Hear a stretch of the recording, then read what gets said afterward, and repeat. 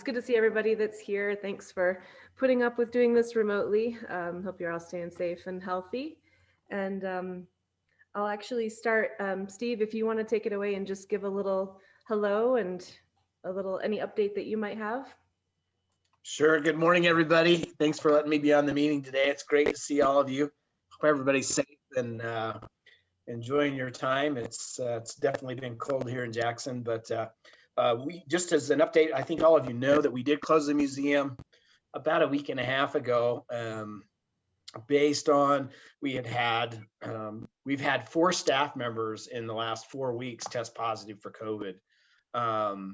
And then potentially we had another staff member that was exposed to somebody in their household and they tested negative, thank goodness. But we decided, based on what we were seeing and hearing in the community, that we would close the museum to the public, and we've done that. On a weekly basis, we will meet as department heads on Wednesday at 9 o'clock. We just had our meeting this morning. We looked at the statistics that Teton County was providing. We're still in the new purple phase, which is the critical phase. Looking at the Teton County's kind of statistics, we see the cases have dropped off a little bit, but I think they're still north of 200. I want to say 259 active cases. And so we're still in that purple critical phase, and we decided that we would close the museum for another week. And so we're looking at potentially the first opportunity that we may reopen might be February 9th, but we'll meet next Wednesday to decide that. We're in the process of sending an email out to the staff, to all the volunteers and the board. So if you could just give us some time before you start to talk about that or share that information. We definitely need to get it to the board and the staff and the rest of the volunteers before we send it out to the community. I will tell you though, there was an article in the paper on, I think it was Saturday, that really kind of lauded or applauded our being proactive about doing this and being really a good community member as far as recognizing that we could do something like this. So we'll continue to monitor it. And we hope to open soon, but we'll just wait and see as the statistics and as we listen to what Travis Riddell and the state really have to say to us. So other than that, yeah, I would open up if anybody has any questions for me.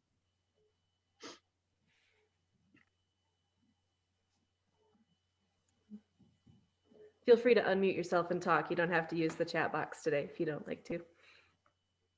Hi, Steve, it's Lisa. Just wondering how any of these circumstances are changing or modifying the museum's exhibition schedule and plans. So at this point, really the only exhibition that we talked about this morning that it may impact, which is it's a school arts program. I'm trying to remember the exact title. School Arts Spectacular, isn't it? Used to be. Yeah, it used to be called that. Now it's State of the Art. State of the Art, which was scheduled to open on February 13th. Correct me if I'm wrong, Jane. So there was concern about bring that in, get it installed, and if we were going to be closed or not. But what we decided we would do was go ahead and install it in hopes that we can open. If not, we'll open it when we can. The other exhibitions are still, on schedule. They'll still be, we'll still be putting them up. We're still working on all of our summer exhibitions. Ai Weiwei, trying to remember some of the other exhibitions. The Warhol exhibit. Unnatural Selections. Unnatural Selections, which is a really big one for us. So they're still on schedule. We don't anticipate having to modify them at all. I do know that Pontier and Michelle have been working very hard with the Western Visions Committee to look at, how do we revitalize or what changes do we need to make? They had a focus group that they work with very closely to make some changes to that, but we're still planning on having the show and sell like we normally do. So it'll be an exhibit, show, and sell. Good question.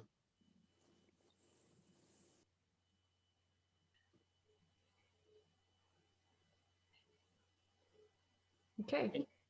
All right. Great. Thank you, Steve. You're welcome. All right. So the first thing I want to do is a couple weeks ago, some staff members were given a really nice update from our colleague Trevor Bloom with the Nature Conservancy in Wyoming and the Teton Botanical Garden. So I wanted to share some of his presentation with you guys, in which he kind of gives an update on the hillside restoration project following last summer's fire. And he also talks a little bit about the Greater Yellowstone Botanical Tour on our sculpture trail. So this might be a little bit strange, but I'm going to show you about 20 minutes of his presentation, which was a Zoom recording from a couple weeks ago. And then after the video, Lisa Simmons is here and she can try to answer any questions that you might have for her or for Trevor, since Trevor's not here today. So this is just a video recording of a Zoom, which hopefully will work out. It just might be a little weird to watch a Zoom within a Zoom, but we'll give it a try. And then a quick note about this video. When Trevor first started his slideshow, he didn't have it quite full screen. So the first couple of minutes, it might be kind of small for you to see, but he does make it bigger after a couple minutes. So bear with it if you can't see it real well at first. So I am going to share my screen here.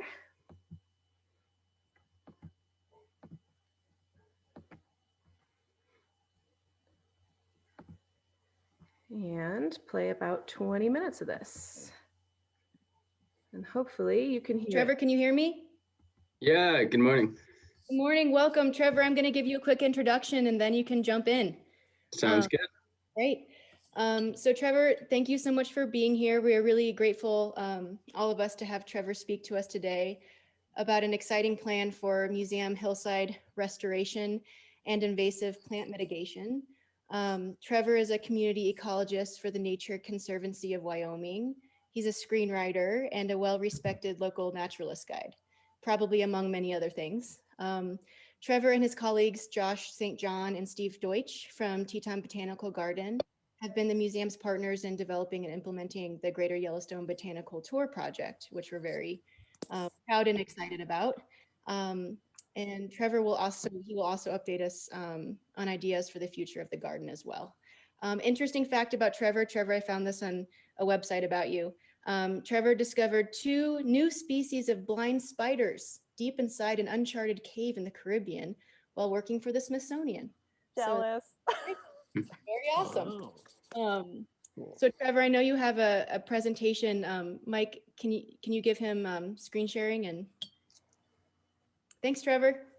Thanks, Lisa, for the introduction. That was very, very kind of you. Makes me sound way better than I am, but I'll take it.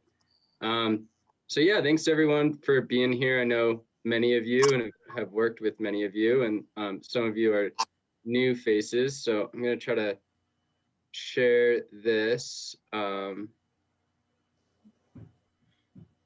you all see this? Thumbs up? Yes. Okay, great. Let's see, it's not the best view for me, but it's fine. So yeah, I'd like to present a little bit on the Wildlife Museum Restoration Project, which is taking place on the hillside behind the museum, and then the Greater Yellowstone Botanical Tour, which is taking place on the existing sculpture garden. So let's start with the botanical tour. So here we have one of the interpretive signs, one of the 2 interpretive signs that are now officially out on the grounds. Pretty exciting. So this is right out the back entrance of the museum where you cross the bridge. You can see the owl sculpture there. So this introduces the Greater Yellowstone Botanical Tour. Carrie did a really amazing job designing this sign. Pretty excited about how it turned out. And you can see the sign was intentionally produced, and the map on the sign for the tour to expand to many different locations. So as opposed to marking specific stops on the tour, we marked things by ecotype or ecosystem. So we have wildflower meadows. There's various of those around the museum already, that are native species that are on the ground. There's aspen groves, of which there's several of them. One you're looking at right here as you cross the bridge, but there's aspen meadows across, or aspen groves across the grounds, and then sagebrush steppe, which is the most common ecosystem type on the museum, which is the sagebrush and grasslands and dry, more dry species that Hey, you. Trevor, sorry Yeah. to interrupt. Could you change the display settings so we see a bigger image? Yeah, so that's what I'm wondering. Maybe at the top there? Is that bigger? Yes. Thank you. Yeah, I was wondering. There you go. Okay, perfect. So how's that now? You're not seeing my presenter view. Okay, great. Always something with Zoom. So here's a picture of the sign close up, and you can all take a look at it while it's out there. I'm just gonna move on. We also set up a second sign for the museum fire. So highlighting that fires are natural. This was a lightning strike fire, you know, a 100% natural fire, but also highlighting the fact that fires are increasing in frequency and intensity across the West due to climate change and also due to cheatgrass, which I'll talk about a little bit. So the fire sign is also excellent. I love, there's actually the true fire perimeter on there from GIS, which I think is a really cool way to demonstrate it, especially as you start to see the hillside over time revegetate. It's nice to be reminded. So in 2020, primarily on what we're calling the Greater Yellowstone Botanical Trail, and we're focusing on the area back behind Pallet, going out towards the Wolf at the north end. We've planted over 20 species of wildflowers and shrubs. Most of them were from seed. Some of them are kind of experimental in terms of we'll see what propagates, but we're going to start to see hopefully things like wild iris, which you already have in the back there. We planted some serviceberry shrubs. We planted snowberry, some of which we brought in from other nurseries, others which we actually transplanted from other parts of the property. Larkspur, you'll see we have these shrubby cinquefoils with these beautiful yellow flowers, wild rose. And then, you know, the majority of actually what we planted in weight were two species of grass, blue bunch wheatgrass and Idaho fescue, which are native grasses, where actually along the sculpture trail right now, there's quite a few kind of non-native grasses, nothing too much to be concerned about. But there's smooth brome, which is kind of that your typical grass, but it's not a native grass. It was brought in by ranchers. Probably a relic of the fact that, you know, the museum was once a KOA campground. But the main grass that we're concerned about is cheatgrass, or Bromus tectorum.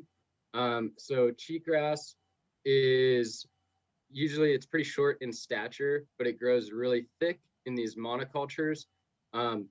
It's pretty easy to identify when it's fruiting or when it's flowering. It's got these really like droopy flowers on it. It's short and has these droopy flowers. It doesn't stand straight up like most of the bunch grasses. Most of the native grasses grow in these bunches. That's why they call them a bunch grass. A lot of the non-native grasses form like a complete carpet over an area.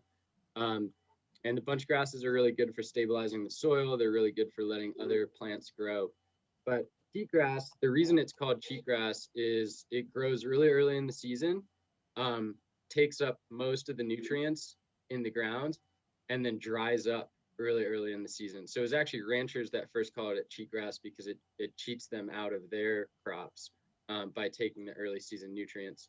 But what we're really concerned about cheatgrass is that it dries up by July. It's really easy to see where the cheatgrass is in July because you look at the hillside and the native grasses are still green, and there'll be seas of just really dry brown grass, and that's cheatgrass.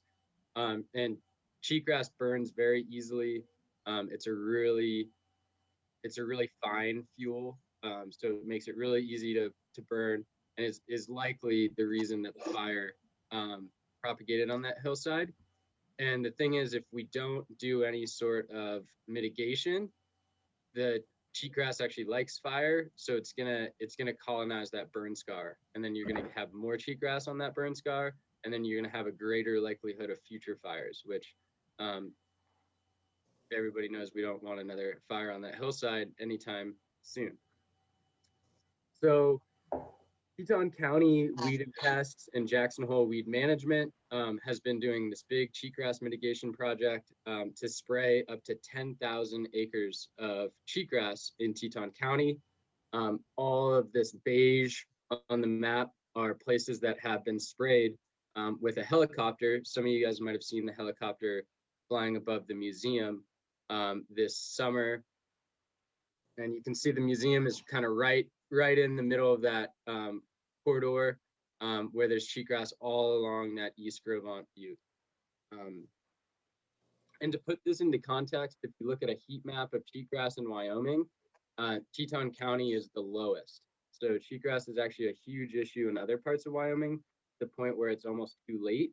In Teton County, they're putting a lot of resources to make sure that we nip it in the bud before it is too late. So here's the museum. This is that burn scar polygon that you saw on the interpretive sign. And you can see the River Ridge neighborhood where the fire almost reached and evacuated that neighborhood. So everything that's so the cross hatching is the entire burn perimeter. Everything in red was treated by Teton County Weed and Pest with the helicopter with a really, really strong herbicide called Esplanade. Esplanade will kill all emerging plants for up to 5 years. So everything that was already on the ground, the sagebrush, some of the stronger perennial plants like the arrowleaf balsam root should be able to survive, but there will be no seedling emergence for 5 years anywhere they sprayed that plant, 3 to 5 years, anywhere they sprayed that herbicide. So it's a very strong herbicide. So we actually asked that they don't spray that on this green section. So the green section that's closest to the museum. Because if you spray that on top of a burn scar that doesn't have any existing plants on it, you're gonna just have bare ground. So what we did is we actually set up the museum property as an experiment for best practice of how to treat burn scars for cheatgrass. So these are the polygons of some experimental plots that we set up. So one of them was set up in what we're calling, well, I guess here's this one right above the parking lot is low cheatgrass cover. There's not a lot of cheatgrass there, and there's a lot of native plants that are actually coming back naturally. This one kind of right off the north end is what we're calling moderate cheatgrass cover. There's quite a bit of cheatgrass, but there's also native plants growing in it. And then this one that's right by that switchback up there, kind of near the old well site, is high cheatgrass cover. It's pretty much just a monoculture of cheatgrass. So we actually used a drone, and I don't have video of the drone right now, but I did get some pretty good video of it that I can share at another point. But this is the flight path of the drone. And so we actually had the drone spray different herbicides, various different herbicides in a scientific method to test the different herbicides on the cheatgrass. And then we also had them spray herbicides in this like squiggly line right at the north end of the parking lot, that road cut right there, just because there was a ton of cheatgrass there. And then that median actually was sprayed because there's a ton of cheatgrass there. So each one of this is like taking those little polygons. They're separated into 6 swaths that are 24 by 90 feet long. And each one of those swaths was sprayed in a random order with a different herbicide. So there's Imazapic, there's untreated, there's Esplanade, and then it's in replicate, untreated, Imazapic, Esplanade. And Imazapic is one I'm I'm excited to see what happens. So a Mazapick it kills the cheatgrass, but then it stays in the ground for only 1 year. So we should be able to reseed on top of it next year. And then untreated, was just the existing burn scar. So then on top of those plots, this is what we're going to do later this summer, is we're going to split up those plots even further. And inside the treatments, we're going to nest reseeding treatments. And so we're going to try a few different, this is supposed to say seed mix, not soil mix, but we're going to try a few different seed mixes on top. And ultimately the goal is to monitor it for several years and come up with some sort of best practice that could be applied across all of Teton County. So when there's like the Swinging Bridge fire, for example, down by Hoback, burned a very similar type of habitat. As of now, there's no plans to do any sort of treatment on it. This study will demonstrate, actually you don't need to do any treatment. The untreated areas did pretty well, or actually the best course of action is, spraying a Mazapick and a year later, putting down seed mix 1. So it's going to be a long-term plot in partnership with Teton County Weed and Pest, and Jackson Hole Land Trust is also going to help us monitor. So next steps on that project is we're applying for additional funding, in particular to do the plots, and then everything that wasn't sprayed. You saw that a large swath of that area wasn't sprayed. That was intentional. Weed and Pest didn't think that there was enough cheatgrass that we should spray it. So we're just going to reseed all of that. So I'm trying to apply for funding from the Conservation District to get enough seeds to spread over 20 acres. We're also, I'm working with many people on this call for an audio tour that's going to accompany the Greater Yellowstone Botanical Tour, which is really exciting. And we're going to talk about native plants, their importance to wildlife, traditional uses, traditional ecological knowledge from Native Americans, as well as from early settlers. And then we're going to use it as an opportunity to talk about fire ecology, and also some principles of living with fire, things like Ready, Set, Go, which is the program that helps these neighborhoods evacuate, and cheatgrass. So we're in touch with everybody from the Forest Service to native plants programs to try to get their voices heard on the audio tour.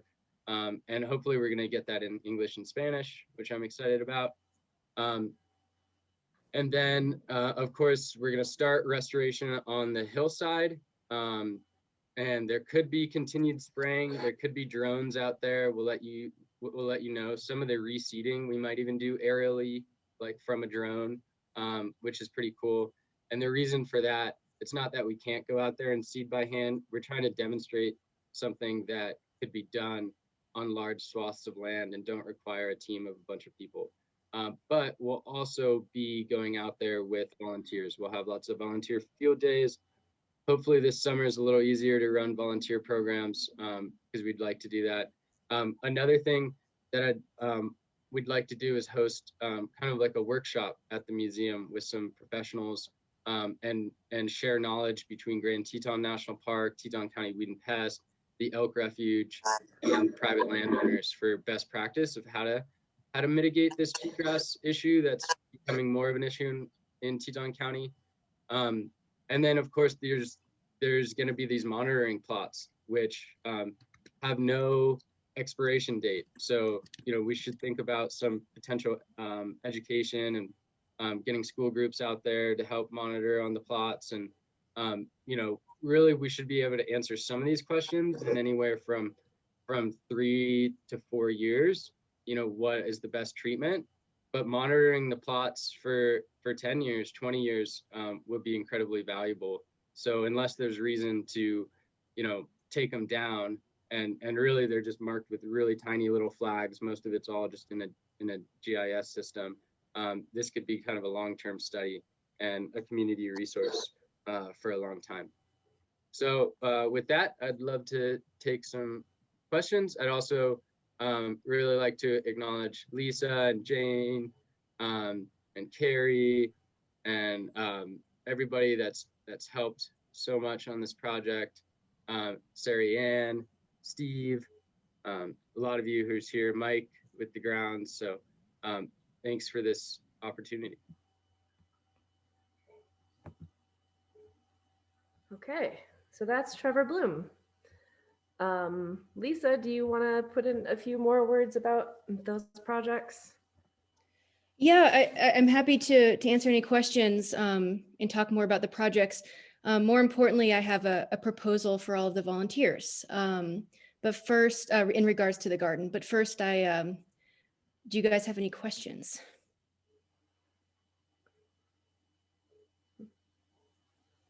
Okay. So yeah, we're really excited about this project. Trevor covered it pretty well. We've been partnering. I'm so sorry, it's Alyssa. Are they working in conjunction with the Nature Conservancy? And my apologies, I'm late to the meeting. Yes, the Nature Conservancy of Wyoming, Weed and Pest, Fish and Game, and other federal and state agencies. So it's a pretty big collaborative project. And it's exciting because Carrie and I have acquaintances who work for the Nature Conservancy in other states, and they're very aware of this project here. They call it the Museum Project, and are excited to see how it pans out. The research done regarding Museum Hillside mitigation and restoration, they're hoping will be sort of a template for the rehabilitation of landscapes across Wyoming. So it's pretty big deal. We and exciting. And I would like to speak to you privately, because in our area around Barbie Bar, we have a sagebrush restoration project with Morgan from the Nature Conservancy. Yeah, I know Morgan. Mm-hmm. So we would love to, my partner and I would join in on any volunteer stuff you had going on. Love Awesome. to learn more. Really good to know. So that brings me to this point. So I know in the past, VLC has had subcommittees, and there have been project committees relating to specific projects and initiatives at the museum. And I would like to propose sort of a subcommittee for the garden. Everyone on staff, we have some capacity to support the growth of this initiative, but, we can't be out there, weeding and watering, monitoring, interpretive signage and offerings, leading tours, and perhaps even working on some sort of large, maybe not large scale, but there are some ideas for art installations in the garden involving the community that we would like some help in. So there's a huge, I would say, amount of volunteer opportunity, but I wonder if there's any interest with all of you in creating something that you can sort of take, have some agency with and make into your own sort of devoted project to this garden. And I'm so grateful and thankful for the 8 volunteers that came last June and helped us to plant. You were all very important in helping to start this garden. So because of that interest, and I know some of you also have helped to water throughout the summer, I'm just excited to see if this is a possibility. So maybe Rachel can talk a little bit more about how that works, and I'm happy to support in any way I can. But that is just something I wanted to put out there, and I'm sure that you guys can talk about that. Maybe you don't have to talk about it now, but at another time. Yeah. No, you nailed it, Lisa. That's great. We're excited. The point is we're excited about it, and we hope that you all will be excited about it too. And just wanted you to be aware of that upcoming opportunity. And we look forward to seeing it happen. It's going to be really exciting. Because, not to plug the next thing, but we could have a wildlife artist's garden. Ooh. So we would have stuff to go draw. Yes. Yeah. And sketching wildflowers and. Mm-hmm. That's wonderful. All those ideas are so good. And another thing that we would need help with, I think will be fun and exciting, is, we're very keen on connecting this garden project with the collection, with the museum and its mission. And so, part of that obviously is Walter Hood's vision to create that profound interface between nature and art. via the sculptures in the garden. But we want to do that with the collection inside as well. So, you know, there are artists like Bierstadt, Carlson, Catlin, Audubon, Titian Peale, et cetera, who have very carefully included particular native plants of the Greater Yellowstone ecosystem in their works. So it might be a really fun project to have some of you who are interested really closely look at the objects, artworks that are on view in the museum and see if you can pick out some of those plants from Trevor's list. And the ones that we can pick out, we will feature on the mobile tour and some interpretive laminates that will be available by the signs in the garden. So that could be a really fun project, and perhaps we could have some help from you writing about those objects as well. Yeah. Alyssa, are you interested? Okay, great. Yeah, you know, this is really exciting. This summer, I know that Sari is working on having Doris Floreg, who is a local expert on natural dyes, and she does lots of weavings and beautiful textile art. She'll be giving a presentation, a workshop. Like I said, we're working on some ideas for installations. And so really making the garden sort of a community focal point for learning about the importance of native plants that, you know, they're the ecological basis on which life depends, and you know, and the animals of the Greater Yellowstone ecosystem that are featured in artwork in the collection. So it is a really important and pertinent connection there. Can we also look at the bridge between the museum and the park? And Yes. the idea of there's a bigger, you know, here's this little, and then there's the big. Yeah, I mean, that's why we entitled the garden the Greater Yellowstone Botanical Tour. We didn't want to just call it the museum's botanical tour. We wanted it to be indicative of the entire ecosystem. So yeah, that's a great point.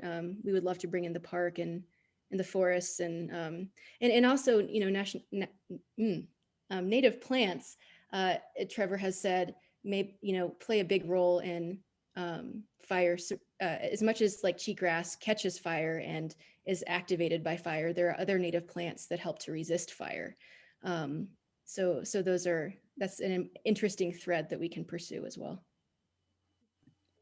Lisa, how are we drawing on Indigenous, Native American knowledge, familiarity with tradition with any of these native plants? Yeah, Lisa, I'm really glad you brought that up. That has been a big point of discussion. The museum and Trevor, through the Nature Conservancy, have reached out separately on other occasions to the Wind River community to try to invite them to participate and offer their knowledge and experience. It has been a challenge for many reasons, but we're working on it. And I know that Jane, maybe you can speak to this, but I think Jane and Sari have found some contacts that work with the Wind River community that might help with that. But it is something that we're very conscious of and are working to make those connections. So really good point. Because it should come from you know, the native communities themselves. I mean, we can say, you know, native peoples use this plant for blah, blah, blah, blah, blah, but we really want to get those quotes, you know, the mobile tour recordings from them. So that's something we're working towards. Any help? I'm going to jump in there for 1 second. A number of years ago, maybe 4 years ago, we had a Native American intern with the Jumpstart program, and she created a little booklet that talks about some of the native uses of some of the plants out there. So that's a starting point. We still have that booklet, but definitely there's room to build upon that.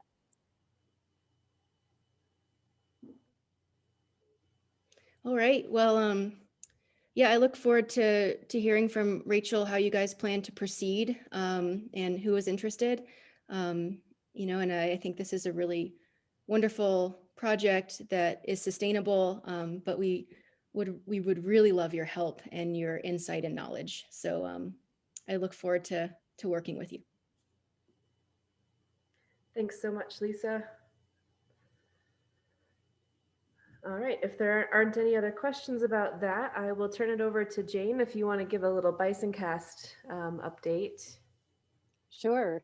So we're still working on Bisoncast. For those of you who are not familiar, Bisoncast is our educational video series that we started filming over a year ago now. And the pilot episodes, there were 3 of them. Some of you were able to join in when we did the premiere showings in the spring, right after we came back to the museum. Or actually, were we back yet? No, we started doing those before we were even back. And if you watch those, you'll remember there was an episode called The Slipperiness of Fish. There was one called Where There's Smoke, which was about the fire on the museum hillside.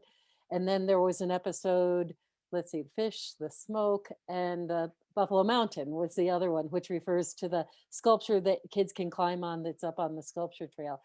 If you don't know, each episode is designed to have an inside and outside portion. So inside, we look at works of art with our educators, having a conversation to learn more about specific works of art. And then the second half of the episode is outdoors, following up in this beautiful landscape we have surrounding the museum in the, Teton Valley area. And so you have this nice balance between exploring the outdoor environment and exploring the indoor environment. So just wanted to let you know that this project has not ended. It's still continuing as much as we are able. Of course, the finances limit what we can do with it, but we have a new episode up, and some of you may have watched it, but I'm guessing a lot of you are not even aware that there is a new episode up that you could be watching, and it's called Beyond Beauty, and it features Lisa Simmons, myself, and Carrie Schwartz. Lisa and Carrie start the episode indoors talking about Picasso's etching called L'Araignée, or The Spider. And they have a really nice conversation, deep dive into that painting. And then we go outside with Maggie Raboyne, who is a local young scientist who discovered the mason spider a few years ago, which is a unique spider that builds a mound to protect her egg case. And Rachel, can I just bring up can I screen share, or is that not possible? I don't know. Do you have the option on the bottom of your I screen? do. I'm going to try bringing up so I'm going to just point out right now the two ways you can find these episodes, or the new all the episodes, but particularly the new episode, to watch it. There are 2 ways. One is to go to the museum website under the Learn tab, and then go to Bisoncast, which is right at the top of that list under the Learn tab, and you'll see the spider episode comes right up along with the others.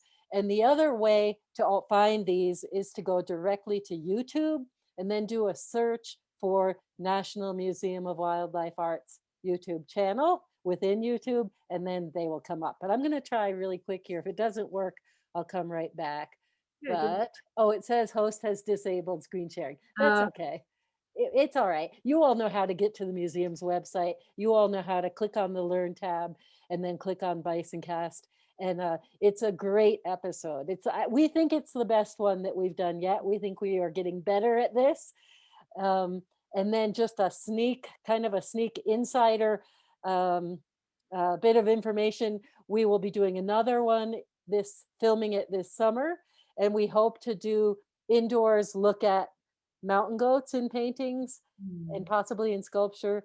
And then outside, take Lisa Simmons and Rachel out and do some climbing in the mountains and talk about adaptations that the animals have with their hooves and with their, being well adapted to cold temperatures and so forth, and compare that to climbing, shoes, gear, but also delve a little bit into the psychology of, are the mountain goats nervous when they're way up there? Why not? Do people get nervous? How do they mitigate their fear to be able to climb these mountains? So I think it'll be a fun episode. That one will be coming up this summer. But the spider episode is up there now. Go watch it. Let us know what you think. Share it with your friends. We are actively seeking funding for future episodes. So if you know people who like this kind of thing and might be interested in funding it, please share it with them and send them our way. I think that's it, Rachel. Perfect. Thank you, Jane. All right. So hopefully you've all heard that we have hired a new supervisor of admissions and visitor services. His name is Danny Knight, and he's here. Sorry to put you on the spot, Danny, but such are the times. So if you'd like to say a word, say hello so people can see your face and get to know you a little bit. Yeah, absolutely. Thank you, Rachel. Hello, everybody. I was just going through some internet difficulties these past couple minutes, so I'm calling you on my Zoom phone, but I'm here, so glad that all worked out. Yeah, I'm really, really excited to be joining the staff here at the museum. Everybody's been wonderful and helpful and welcoming to me. My job is definitely the customer service side of things, so I'm looking forward to forming relationships with you all and all that stuff. But I just love all the academic aspects to the museum too. I love learning about all the art history. I'm reading through the Adam Harris textbook right now about all the artwork. I'm about halfway through that. So yeah, I'm just really excited to dive in, just learn everything I can, and really excited to meet you all in person. Thanks so much, Danny. We're really happy to have you here. Thank you. So we have two other fairly new staff members with us today. Pontier Sacri is here. She's our Chief Advancement Officer, and Michelle Dixon, Programs and Events Director. So I'll turn it over to those two, and they'll give us a little update on the 2021 Western Visions. I'll just say briefly hello. I think I've met or know most of you. I've been here since August. Thrilled to be overseeing the advancement departments, which would be fundraising, marketing, and also the public events. So I think we've probably, a lot of us have already had exchanges, but I'm always open to your ideas. We're just really starting to brush off some new programs and build up our team again. So my email is ezpsacri@wildlifeart.org, and I think I'll end there. I think most of the fire and the message today is with Michelle, who's just joined our team. So take it away. Perfect. Hello, everyone. I did have a chance to meet a few people on another volunteer call, and then I was lucky enough to join the crew that went cross-country skiing out at Teton Pines 2 weeks ago. And oh my gosh, what a great day we had. If you are able to join in on any of those outings, I highly recommend it. It was really a fun group of people. All skill levels were welcome, and it was a fantastic way to get outside and enjoy the day. Nice way for me to get to know people too on a little bit more intimate basis. So thank you, Rachel, for including me today. I think two things that I wanted to share were just some date updates. The first one is actually regarding Plein Air Fest. We have set the date for Plein Air for Saturday, June 19th of 2021, and we are proceeding with hopeful optimism that we will be having just event in full swing. Business as usual. We will, of course, have a backup plan in place in case our COVID situation doesn't allow us to do that. But I think if we can all put good hopes out to the universe that we can gather together come mid-June. Second update is regarding Western Visions. And some folks in this call may know that there has been a focus committee for Western Visions that has been working diligently over the past few months to reimagine, refresh, reinvent, and get some new energy around Western Visions. We have set an agenda and some dates for this year, so happy to be moving forward in that direction. This year, our installation of the artworks will be up Friday, September 10th. It will be available for in-person viewing. We will also have an online viewing component of that as well. And then we'll have an artist-only party the evening of Wednesday, September 15th. The following day, Thursday, September 16th, we'll have our artist discussion panel at 10 a.m. And then that evening, Thursday, September 16th, will be our show and sale. And again, we are moving forward with that hopeful optimism that we'll be able to do these events in person. I know from speaking with Rachel that this crew is just critical in the success of these events. I want to thank you in advance. I have seen the sign-up sheets that Rachel coordinates for all the various roles, and she's done a really nice job of explaining to me just how integral this crew is to these events. So thank you in advance for your partnership as we look forward to a really great year. Awesome. Thanks, Michelle. You're welcome. Yeah, hopefully everybody's got opportunities to get the vaccine, and I will put a plug in for that. You know, if you have that chance, please do it. And we certainly would encourage that. That'll help things, I think. But we're certainly looking forward to it. It's going to be a lot of fun, and I think Michelle's got a great energy, and she's going to be a lot of fun to work with. So we're thrilled. Michelle, is there going to be a jewelry show? You know, this year there will not be a jewelry show. I think we are focusing our efforts on the show and sale in and of itself and trying to achieve the goals of all the stakeholders involved. So pressing pause for right now, it doesn't mean that it won't come back, but this year it is not on the agenda. Any other questions? Feel free to unmute or send something in the chat. Obviously, we'll be keeping you guys up to date on this agenda and the dates and all that. I'm sure we'll be on our website before long if they're not already. So we'll keep you in the loop of how that all pans out. Can I ask a quick question about the plein air? Are you, Michelle, do you think that we would be able to do like a summer weekly plein air group for the Teton, our existing Teton plein air group?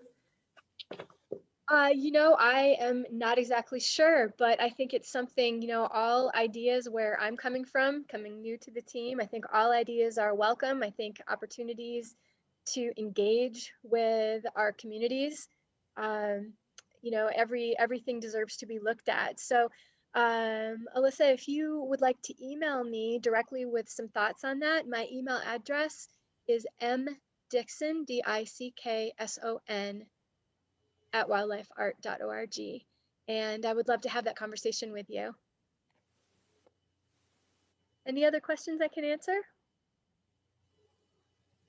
Wonderful. Well, thank you for being so welcoming, and I'll hope to see everybody on another cross-country ski adventure. Sounds good. All right. It's about 10:50 right now. Why don't we take a 10-minute break? Grab a cup of tea, come back. I would suggest just leave your browser window open. If you want to step away, that's great. And we'll see you back here at right about 11 o'clock. Say that there's been an expressed interest, just so everybody here knows, an interest in starting an art-themed book club open to all volunteers. And so thanks to a few volunteers that have taken the lead in planning this and choosing the reading materials. Bru's been helpful, and Lori Bay and Karen Rocky, and Alyssa Ehrenkrantz, who's here and is a newer volunteer, so you may not have met her yet, but she's been instrumental in kind of getting the ball rolling on this. So I will let her talk a little bit about what she envisions for this, because it's pretty exciting and awesome. I thought there had been already an interest in a book club, and I think that it was just trying to figure out a theme. And so it seemed appropriate for the museum to look at linking art and nature and in particular wildlife. And so possibly I'm an artist, so I thought about it from a practice point of view as well as a product point of view. So we have all those beautiful things to look at, and it might be interesting to think about how they're generated and how we can all actually be part of that process and engage in art practices. So there's a book by a woman I really like, Jackie Garner, who is an artist. She's a wildlife artist, English, very well collected. And she wrote this wonderful book about a wildlife artist handbook. And it's a little bit of history and a lot of process. And there's some really wonderful exercises that I think are more about connecting to wild surroundings and meditation practices and feeling, kind of really seeing what's in front of us. So it's not about how artistic you are or how proficient you are. It's about finding another channel to see and understand wildlife. And I think it can also help. I know for me, it kind of gives me more vocabulary, more perceptions, more things to talk about in terms of touring and discussing the collection with people. So that was kind of the idea. And the book is not we get 20% off at the bookstore. There are 5 at the Valley Books. There are 5 copies left. So for anyone who's interested, I've got some suggestions for topics to think about while you're reading the book, and some resources for people that feel they want to know more or want to expand their base of knowledge. But I think it would be kind of fun, and then we can all get together and talk about the chapters on a regular basis. I don't know, does that sound interesting? Yeah, I think so. I'm in. Yeah, there's what, 8 or 9 chapters in that book. And There are 9. The last one is really about like how to get started as an artist, which may or may not appeal to anybody professionally. But the rest of them are, the first one is about a short history of European American wildlife art. If that was interesting to people, there are a vast number of books on Asian wildlife art where there's a huge tradition of painting wildlife, but she focuses on European American, which is what we have in the collection, so that's good. And then the next couple of chapters are all about art practice. So there's talking about how you create line and different qualities of line and what different materials contribute to the qualities of a painting. Why would you choose pencil? Why would you choose color? What does multimedia do? How does texture affect what you're presenting? With lots of really great pictures. I think that's why I was an art major. Maybe Rachel, this is true for you too. I need a book with pictures. Yeah. Alyssa, can you tell us the title of the book again and the author? It is called The Wildlife Artist Handbook, and it's by Jackie Garner. Okay, thank you. If you tell them that you are a volunteer at Valley Books, they will give you a discount. Yeah, But awesome. actually, I bought it. This is a new version because I so marked up my other one. But I find it just, I think her sensibilities are really good, and her perceptions about what makes us passionate about wildlife and art and how those two things connect. I know for me, it's reflexive. When I see something beautiful, it goes into my hands and I want to recreate it. And that in a funny way helps me internalize what I'm seeing. And it becomes a very meditative practice as well. So kind of makes me mindful. In this situation, it doesn't matter what the product looks like. Really, that's for you. Nobody sees it. So is Valley Book open now in their new location? Does anyone know? Yes, they are. Right. Yep. It looks They're great. across I haven't from been Persephone. inside, but it looks good.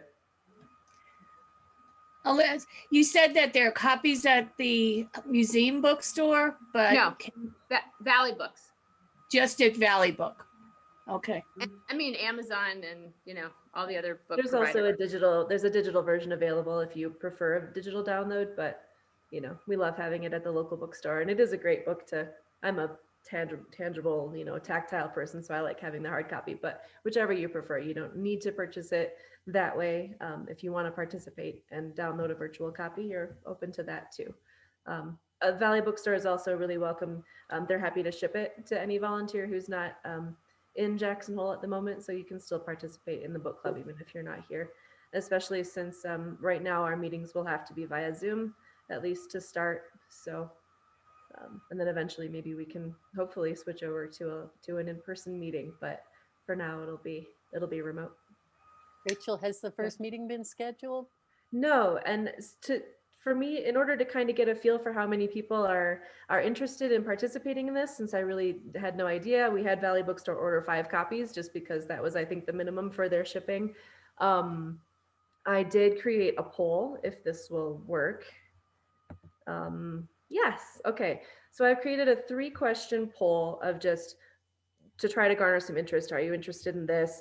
and then what's the best day of the week for you to join a monthly book club, and what's the best time of day for you to join a monthly book club. So here in a minute, I will start this poll. And if you don't mind, since you're all here, just answer all 3 questions, even if you're not interested. Just choose the NA options, I'm not interested. And that'll just help me know for sure, at least among the people that are here. And then I'll send out this poll probably to the wider group as well, since not everyone is here. So I will launch this. And this is an anonymous poll, so it won't have your name or anything on there. So no pressure. I found the Kindle version, by the way, really useful because I can expand on all of the images, and some of the images in the book were kind of small. So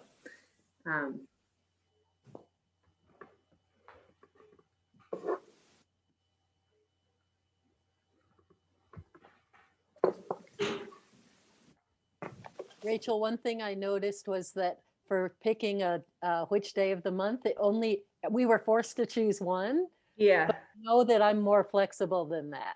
Sounds good. I meant to include, I was going to go in there and put, what was I going to do? I had an idea right before I started the meeting, and I don't think I went in and changed it. So yeah. Yeah, I agree. I'm more flexible. But I also have another question. What's the price of the book, even with the discount? Somebody's going to have to do the math, but the price at the bookstore was $45. So with 20% off. Mm-hmm. Is that right? Okay. Yes. And I think my Kindle was like 14, or it was significantly less. Mm-hmm. Yep, I meant to add an option there in the poll for no opinion or, any of these will work kind of thing. So sorry about that, forcing you to choose. I realized I screwed up. I used other, but I meant any. Fair enough.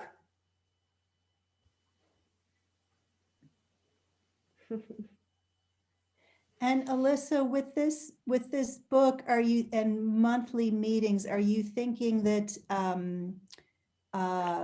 each monthly meeting would be dedicated to one chapter of the book? Are you thinking of discussing it chapter by chapter, month to month, or? Well, it really depends on what everybody wants, but my thought was a little bit more global in that we might look at the history of wildlife art. And that might, I don't know, might take half a session, or maybe people want to have 2 or 3, depends on the interest. And then we can look at process, and process can be, what's the value of being outdoors versus a studio? It can be what kind of materials, speak to you. And again, those can be 1 meeting or 2 or 3. So it really depends, again, what catches the interest of the group. I'm happy to support whatever anybody's interested in. My biggest intention is that I think that it gives us all a richer background to draw from when we're talking about the paintings that are, the pieces that are in the museum, and connecting them to possibly what I see the greater mission is also bridging to the park. And why do we care? Why do we have outdoor spaces that we've saved?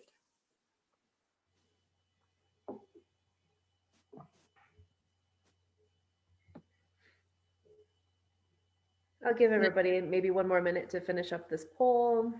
Thank you. I was kind of teasing Rachel and saying that we can also, post everybody's weekly work if they, get inspired.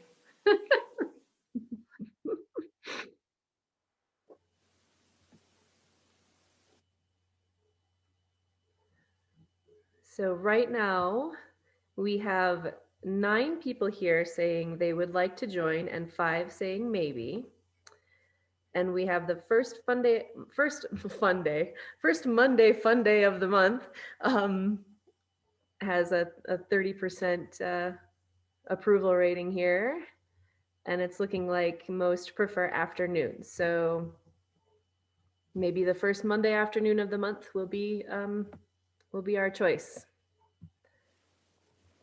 If you disagree and you haven't voted, vote now.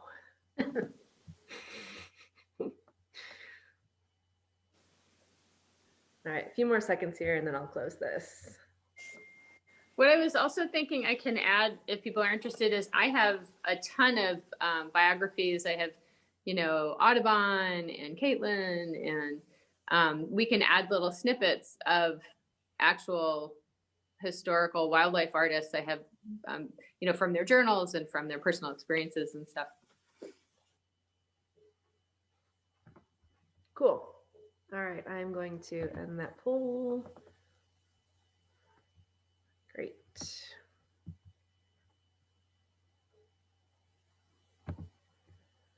Okay, so in the last few minutes here, I will just, unless anybody has any questions on book club or comments about any of that, it's a great idea, and I really appreciate, Alyssa, your help in doing this. It's going to be a lot of fun.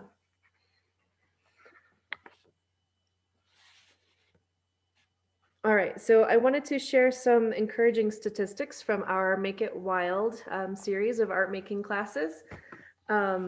Make It Wild, which of course is our annual fundraiser for the High School Art Leadership Scholarship in honor of the memory of Dick Jennings. It's been going really well. Wendell Field and Catherine Turner both did a really fantastic job.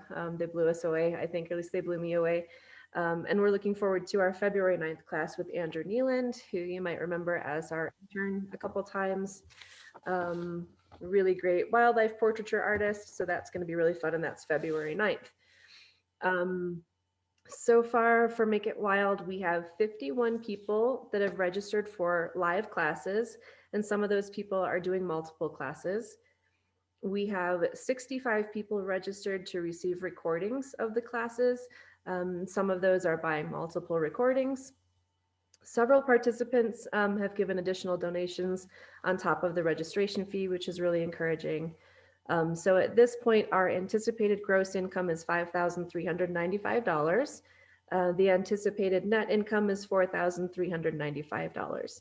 So we are on track to surpass our $4,000 goal for this year. We're really pleased about that. And you can still sign up if you want. Yeah, the classes have been really fun. And you can still, obviously you can sign up for the recordings of the 2 that have already passed. And you can sign up for 2 more live classes, as I said, February 9th, and then the first week of March as well with Jen Hoffman doing some pastels. So spread the word to everybody, that they should be signing up for this because they really are fun. Rachel, how do we sign up? So at our website, www.wildlifeart.org, under the events tab, there's a page for Make It Wild online art classes. You just choose whether you'd like the recording, whether you want all the recordings. You have different options you can choose from our website based on little drop-down menus. Takes a minute to kind of figure out how that works, but you select which class you want and whether you'd like a recording or whether you want to attend live, if that's an option. Like I said, for those last 2 classes, it's still an option. And it's $35 for a live class and $20 for each recording. But live, we should say, is live virtual, not live. Right, live virtual, real time via Zoom. So it's a fun way to have a sort of a private class with a really fun professional. Right. Like we're doing right now. This is live virtual. Yep. Exactly. Anything else to say about Make It Wild, Jane? Okay. Nope, but if you intend to attend, if you would like to attend live virtual, let us know right away because there's a supply list. We want to get you as soon as possible. Right. Andrew Nealand works in acrylics, so. All right, last few little notes here. We have a new volunteer directory available, so look for that in an upcoming email. If you prefer a hard copy, I will print some off at the museum, so the next time you come in there, once we're open again, that will be available for you. As always, if you have a change of address or contact info changes, or if you decide you want to update your photo, please let me know and we can make arrangements for that. Upcoming trainings, events, social outings, things like that. We have been going cross-country skiing. It's been a blast. The plan is still Fridays in Grand Teton National Park on the groomed Inner Park Loop Road. Easy ski on Fridays, February 5th and February 19th. And then we'll be doing some other tracks and other locations to be determined on Tuesdays. So the next chance for that will be February 9th and then the 23rd. And we're thinking about Antelope Flats for February 9th. Monday musings with the department heads meeting this morning and the possible closure sounds like through February 9th. We probably won't be able to meet, it sounds like, for Monday musings on the 8th. Do you have any interest in doing it virtual, Lori, or just pushing it back? Yeah, no interest in that. So we'll wait and hope that February 22nd at 11 a.m. at the museum in person in the JKM gallery, where we can be spread out with masks, all that. We'll plan on the 22nd being our next day for Monday musings, which if you hadn't heard or had forgotten, that's just a casual opportunity for volunteers, for anyone, for docents, anyone who wants to come into the museum and just have a casual conversation about a piece in our collection. We're starting with the JKM gallery, as I said. So I missed we've only had one so far and I missed it, but I heard great things about it. So thanks, Lori, for doing that. I think it's really wonderful. Trainings, I do have one training in February on the calendar, which is for Wednesday, February 17th, which is in conjunction with the State of the Art Student Art Show. So we'll see what that will look like, if maybe it can be a hybrid. Maybe we can have a few people, since it's in the Wapiti, we can kind of spread out there. Otherwise it may end up being virtual. So hang tight on that, but I'd like to do something to at least tell you guys about that show this year. And Rachel, what time would that be? That's at 11 o'clock a.m. Okay. Thank you. Yeah. And Steve mentioned briefly, summer exhibits are still on track. The State of the Art Student Art Show is set to open February 13th, and it runs through April 18th. Unnatural Selections, Wildlife and Contemporary Art is May 15th through August 22nd. And then we're excited for Woven Together, Art and Arachnids, which will be June 26th through October 16th. And that will have a little bit of a community art component to it. We'll also have the Picasso spider etching up, which will be really fun to see that out. Some other things from our permanent collection to go along, sort of in conjunction with that exhibit. And then Valued Species, Animals in the Art of Andy Warhol and Ai Weiwei is June 5th through August 29th. So lots of great things to look forward to for the summer exhibits. Our next quarterly meeting is not until May. So May 19th, that sounds like forever away, but May 19th, 2021 will be our next quarterly, and fingers crossed we'll be together again. So at this point, I can open it up to you guys if you have any questions or comments about anything, or if you want to just have a few minutes to chat while we're all here together. I can unmute everybody and we can have Zoom pandemonium.